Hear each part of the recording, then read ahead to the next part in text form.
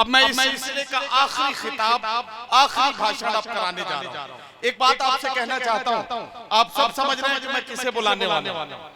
आज के मेहमान खुसूसी इस मुशायरे के सदर अली वकार, उत्तर प्रदेश हुकूमत में रियासती वजीर बराए अक़लियती उमूर मोहतरम दानिश आजाद अंसारी साहब, जिनका मुस्कुराता हुआ चेहरा, जिनकी खूबसूरत पर्सनैलिटी, जिनकी बहुत ही पुरवकार शख्सियत इस बात का सबूत बनती है। इससे पहले भी कई मुशायरों में मेरी मुलाकात दानिश भाई से हुई है और मैंने इनको सुना भी है और इनकी कारकर्दगी का अंदाजा भी लगाया है। मैं जानता हूँ कि खुशबू अपने तारुफ के लिए किसी दूसरे का सहारा नहीं लेती। खुशबू खुद बताती है कि वो कैसी खुशबू है।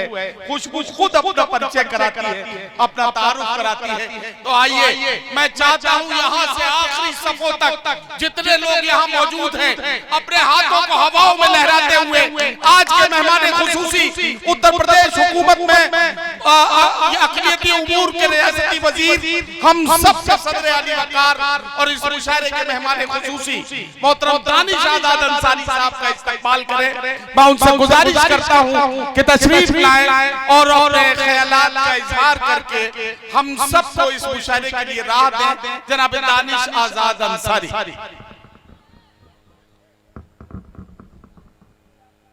बहुत बहुत शुक्रिया। आज संत कबीर नगर की पाक सरजमीन पर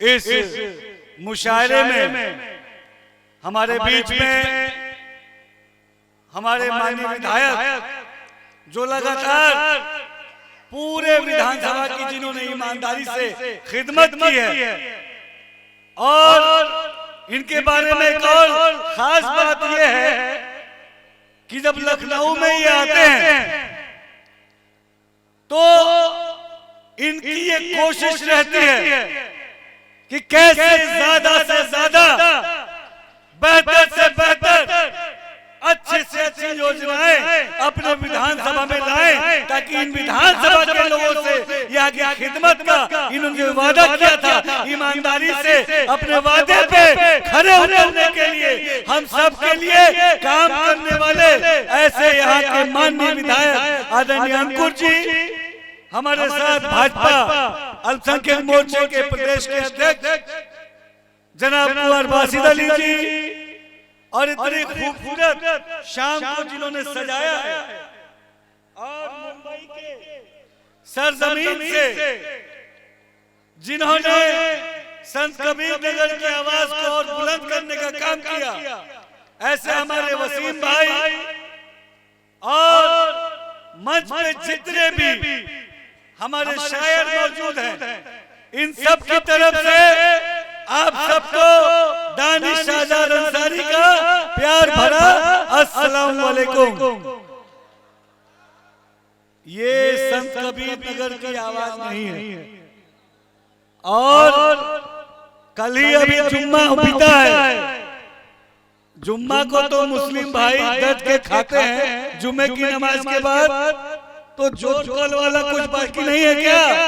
अरे एक बार ऐसे सलाम का जवाब दीजिए कि अंकुर भाई को, ये जो शायर पूरे उत्तर प्रदेश से आए हैं, इन्हें लगे कि ये सरजमीन, ये गंगा जमुनी तहजीब को और आगे बढ़ाने वाली सरजमीन है। तो जवाब दीजिए सलाम का, अस्सलाम वालेकुम।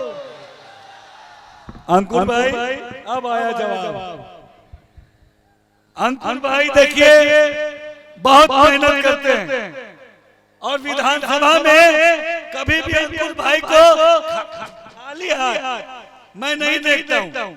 हमेशा किसी न किसी योजना की फाइल, योजना की कागज, किसी न किसी मंत्री से ये झगड़ा करते रहते हैं कि ये योजना हमारे विधानसभा तक पहुंचाइए, ताकि इस विधानसभा की तरक्की के लिए ईमानदारी से काम हो सके। एक बार जोरदार तालियां हमारे अंकुर भाई के लिए आप लोग। आज हम सब जानते हैं कि शायरों को सुनने हम सब आए हैं, और शायरों के और आपके बीच में हम सब दीवार नहीं बनेंगे, इसीलिए आप सबसे प्यार और मोहब्बत की बात करते हुए और बड़ी संख्या में हमारे जो मुस्लिम भाई हैं उन सबको भी अदब से सलाम करते हुए मैं आप सबसे तहे दिल से शुक्रिया अदा करता हूं कि पिछले 1.5 साल में मुझे मंत्री बने हुए 1.5 साल हुआ।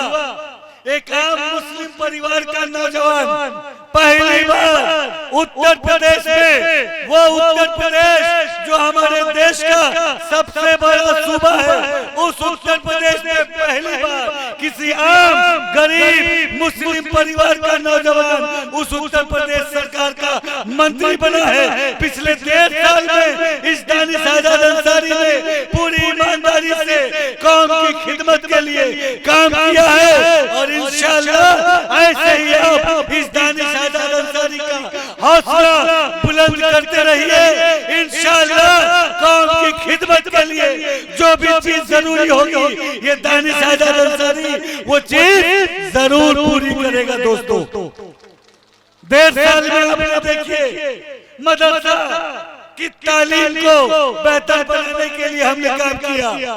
हमारे जो मुस्लिम नौजवान हैं ये बड़ी संख्या में ये जो मुस्लिम नौजवान हैं, इन मुस्लिम नौजवानों को और मजबूत करने के लिए, इनको रोजगार से जोड़ने के लिए, इनको अच्छी तालीम से जोड़ने के लिए मैंने काम किया और ऐसे ही मेरे पीठ को आप थपथपाते रहिए। इंशाअल्लाह कौम की खिदमत का काम ये दानिश अंसारी पूरी ईमानदारी से करेगा, क्योंकि दानिश अंसारी इन्हीं गलियों से, इन्हीं गांव से, इन्हीं कस्बों से निकल के आया है। ये दानिश अंसारी ये जानता है कि नौजवानों की चाहत क्या है। ये दानिश अंसारी ये जानता है कि बुजुर्ग लोगों की हसरत क्या है। ये दानिश अंसारी ये जानता है कि इस कौम की चाहत क्या है और जो इस कौम की चाहत है उसको इंशाअल्लाह जरूर पूरा करूंगा। दोस्तों एक और छोटी सी बात, मैं एक बहुत छोटे से मुस्लिम परिवार से आता हूं और पहली बार किसी सरकार ने, पहली बार किसी पार्टी ने एक आम मुस्लिम परिवार के इस नौजवान को मंत्री बना के हमारे कौम की तरफ दोस्ती का हाथ बढ़ाया। तो हम मुसलमान भी सच्चे ईमान वाले, उस नबी को मानने वाले, उस रब को मानने वाले, तो जिस पार्टी ने हमारी तरफ दोस्ती का हाथ बढ़ाया इंशाअल्लाह हम मुस्लिम भी आगे बढ़ के उस पार्टी को गले लगाने का काम करेंगे। दोस्तों यही गुजारिश के साथ आप सबसे दुआ चाहूंगा, आप सबसे प्यार चाहूंगा। आप सबका बहुत बहुत शुक्रिया। जय हिंद।